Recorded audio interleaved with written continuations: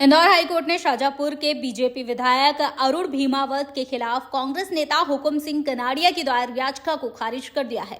इस मामले में इंदौर महापौर पुष्यमित्र भार्गव ने मजबूती से विधायक भीमावत का पक्ष रखा था।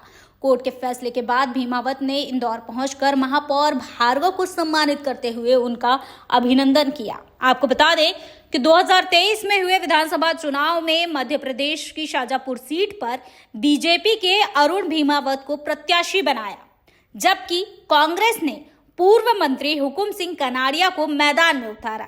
चुनाव में अरुण भीमावत केवल 191 वोटों से जीत हासिल किए थे। इसके बाद कांग्रेस नेता हुकुम सिंह कनाडिया ने मतगणना और डाक मतपत्रों में धांधली का आरोप लगाते हुए इंदौर हाई कोर्ट में याचिका दायर की।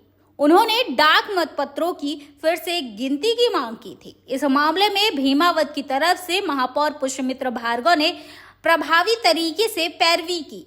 करीब 2 घंटे चली सुनवाई के बाद कोर्ट ने कनाडिया की याचिका को खारिज करते हुए मतगणना को सही ठहराया और अरुण भीमावत के पक्ष में निर्णय सुनाया है। इसी के चलते बुधवार को अरुण भीमावत इंदौर पहुंचे और महापौर पुष्यमित्र भार्गव से भी मुलाकात की। शाजापुर विधानसभा क्षेत्र 2023 के परिणाम आए थे, जो भारतीय जनता पार्टी के पक्ष में 28 वोट से मैं जीता था। उस बात को लेकर कांग्रेस के प्रत्याशी हुकुम सिंह जी कनाडिया जी ने माननीय न्यायालय में एक याचिका दायर की थी। उनके अपने 2 बिंदुओं थे।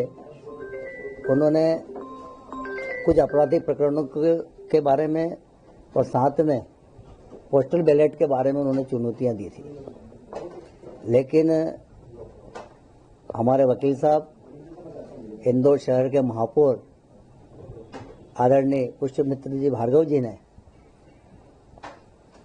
माननीय न्यायालय को उन दोनों बिंदुओं पर तथ्यात्मक जानकारी देते हुए न्यायालय को के पक्ष में न्यायालय के समक्ष अपनी बातें रखी। माननीय न्यायालय ने उनकी तर्कों को निश्चित रूप से गहराई से सुना और उसका निर्णय दिया और उनकी याचिका को निरस्त किया। लेकिन लोकतंत्र में जीत और हार निश्चित रूप से होती है और जनता इसका निर्णय करती है। तो मेरा इस अवसर पर संबंधित कांग्रेस के नेता हुकुम सिंह जी से यही निवेदन है कि उसको स्वीकार करें। जनता ने भी आपको अपना पक्ष सुना दिया और अब आपका न्यायालय ने भी आपको पक्ष सुनाया है, उसको स्वीकार करें।